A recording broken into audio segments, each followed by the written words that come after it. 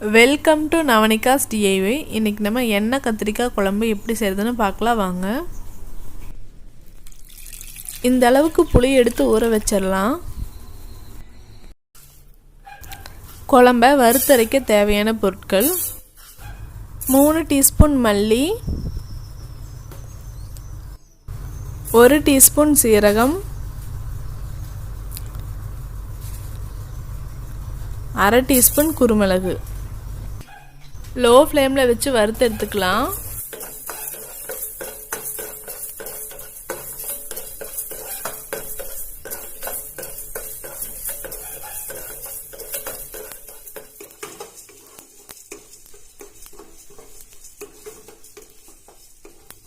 பாருங்கள், இந்த மாதிரி லைட்டாக கலர் சேஞ்ச் ஆன உடனே வேறு பிளேட்டுக்கு மாற்றி வச்சிடலாம்.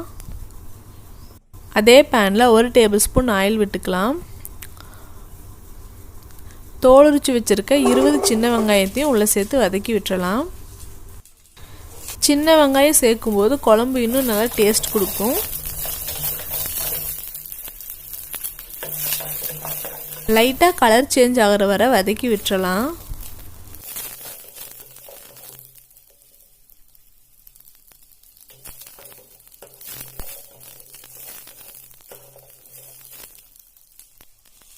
பாருங்கள், லைட்டாக கலர் சேஞ்ச் ஆயிடுச்சு. இப்போ கட் பண்ணி வச்சுருக்க 2 தக்காளி பழத்தையும் உள்ளே சேர்த்து வதக்கி விட்டுறலாம்.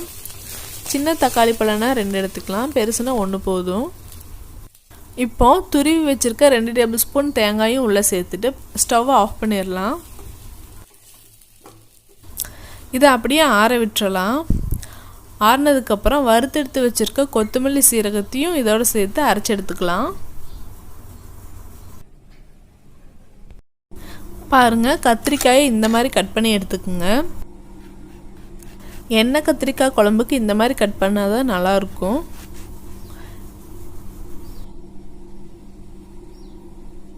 கட் பண்ணி வச்சுருக்க கத்திரிக்காய்க்கு ஸ்டஃபிங் பண்ணி எடுத்துக்கலாம். அதுக்கு 1/4 டீஸ்பூன் மஞ்சத்தூள், 1/2 டீஸ்பூன் மிளகாய்த்தூள், 1/2 டீஸ்பூன் மல்லித்தூள், 1/2 டீஸ்பூன் உப்பு, இதோட 1 டீஸ்பூன் எண்ணெயும் சேர்த்து மிக்ஸ் பண்ணி விட்டுறலாம்.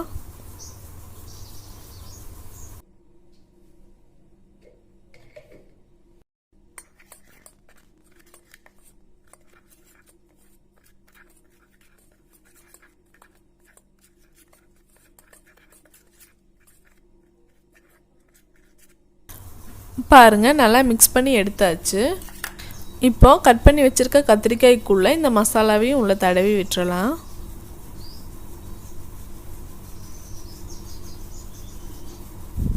அப்போ தான் மசாலாலாம் நல்லா உள்ளே இறங்கும், குழம்பு ரொம்ப நல்லா டேஸ்ட்டாக இருக்கும். எல்லா கத்திரிக்காயும் மசாலா தடவி எடுத்தாச்சு. பேனில் 3 டேபிள் ஸ்பூன் ஆயில் விட்டுக்கலாம். இப்போ ஸ்டஃபிங் பண்ணி வச்சுருக்க கத்திரிக்காயும் உள்ளே சேர்த்து ஃப்ரை பண்ணி எடுத்துக்கலாம்.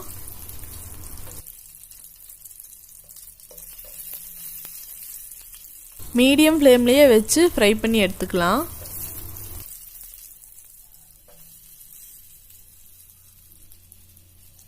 நல்லா ஃப்ரை ஆயிடுச்சுன்னா கத்திரிக்காய் அப்படியே பிரிஞ்சு வரும்.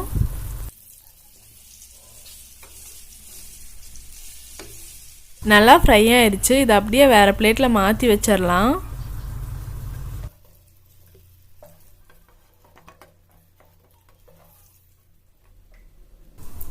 அதே பேனில் 1 டீஸ்பூன் வெந்தயம், 1 டீஸ்பூன் கடுகு, 1 டீஸ்பூன் சீரகம் சேர்த்துக்கலாம்.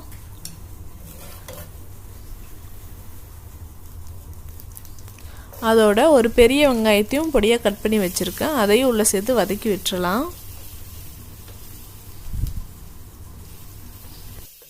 ஆல்ரெடி கத்திரிக்காயை ஃப்ரை பண்ணதால் இதோட கலர் இப்படி தான் இருக்கும்.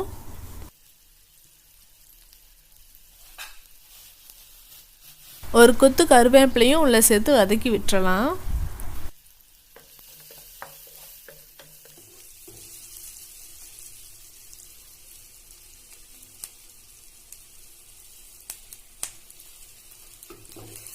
நல்லா வதங்கினதுக்கப்புறம் கட் பண்ணி வச்சுருக்க ஒரு தக்காளியும் உள்ளே சேர்த்து வதக்கி விட்டுறலாம்.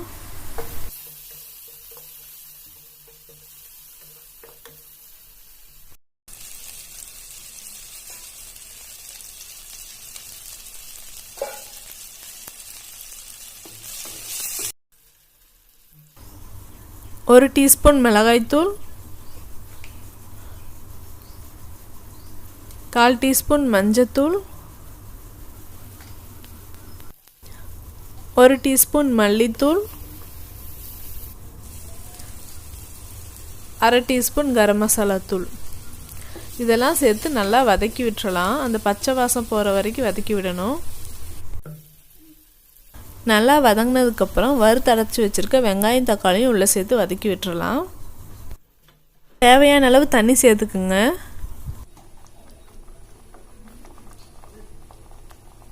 தேவையான அளவு உப்பு சேர்த்துக்கலாம்.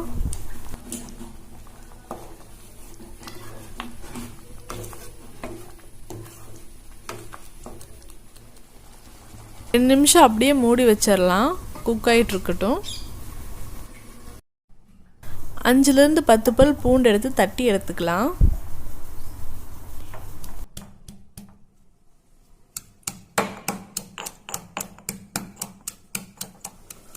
ரெண்டு நிமிஷம் கழித்து பார்க்கலாம்.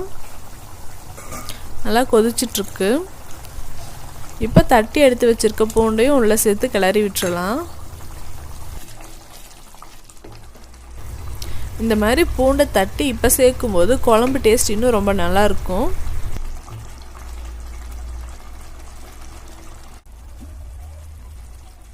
இப்போ கரைச்சி வச்சுருக்க புளி தண்ணியும் உள்ள சேர்த்துக்கலாம்.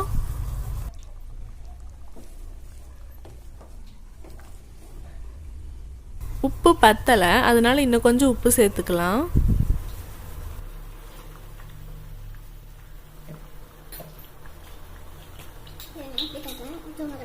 கொஞ்சம் பெருங்காயத்தையும் உள்ள சேர்த்துக்கலாம். 2 நிமிஷம் அப்படியே கொதிச்சுட்ருக்கட்டும், புளியோட பச்சை வாடை போகிற வரைக்கும். இப்போ ஃப்ரை பண்ணி வச்சுருக்க கத்திரிக்காயும் உள்ளே சேர்த்துக்கலாம். கத்திரிக்காயும் உள்ளே சேர்த்து 5 நிமிஷம் கொதிச்சுட்ருக்கட்டும். அப்போ தான் காய் நல்லா வெந்து வரும். 5 நிமிஷம் கழித்து பார்க்கலாம். குழம்போட வாசனை ரொம்பவே நல்லா இருக்குது.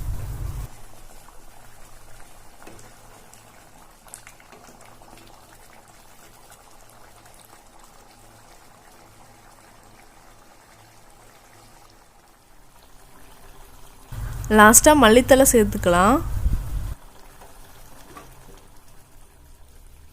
அவ்வளோதான், எண்ணெய் கத்திரிக்காய் குழம்பு ரெடி. இது கிட்டத்தட்ட மீன் குழம்பு சுவையில் இருக்கும். நீங்களும் ட்ரை பண்ணி பாருங்கள், உங்களுக்கும் பிடிக்கும். இந்த வீடியோ உங்களுக்கு பிடிச்சிருந்துச்சுன்னா லைக் பண்ணுங்கள், ஷேர் பண்ணுங்கள், சப்ஸ்கிரைப் பண்ணுங்கள். அப்படியே பக்கத்தில் இருக்க பெல் ஐக்கானையும் ப்ரெஸ் பண்ணிடுங்க. நன்றி.